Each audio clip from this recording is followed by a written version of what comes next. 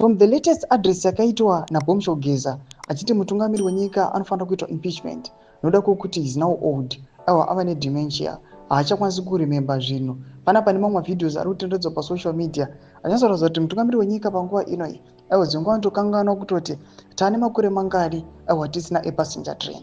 Sana pina mashoko anobuda nyorwa panapa remember subscribe or like on the bell icon. Tipina mukozo anobuda nyora chiti Comrade Geza said ED has become incapacitated. His mental health is no longer fit for office. He is suffering from vascular dementia. Criminals around him are using him to sign important documents, even to fire army generals. They have taken the issue to parliament for an impeachment. Domashiko anatogwa panapa nawo kumuna kukozwa vachiti aiwa Domashiko atogwa na Geza achiti aiwa mutungamiri wenyika panapa ari kukangamwa aiwa ari kuda kukukura zvinhu zviri kunongoitika naturally. Panapa achiti vanhu vari surrounding him panapa they are now taking an advantage vakuita kuti mutungamiri wenyika asaireni zvimwe zvinhu zvisiri unnecessary zvakuita kuti vapushe kuita zvavari kuda. But panapa pane mashoko anobuda nyorwa again muteam kozwa vachiti impeachment ?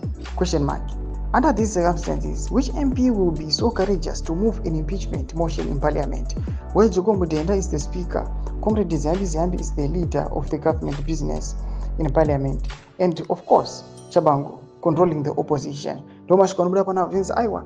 Yes, turikuona kuti Bombshell Geza auya neidea yakanaka impeachment. Aiwa, idea inoonekwa kunzi aiwa inenge iri right zvayo, but munofunga kuti pane vanhu vari surrounding mutungamiri wenyika vari maallies ake ari muparliament.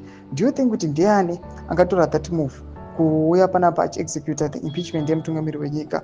Mashoko atiri kuona panapa ari kubvunzwa nevanhu vari concerned vamuri kuona vekozo ava vatiri kuti aiwa yes Bombshell Geza ari kuya nemaideas akanaka, but do you think kuti zvinova viable nevanhu vari surrounding the president? Tudze mafunguro enyu munoti kudii pamusoro pechitiko ichi, because we know kuti everyone munyika yeZimbabwe is really concerned paissue yetransition of power pamwe chete speeches nema-addresses ari kuitwa naBombshell Geza.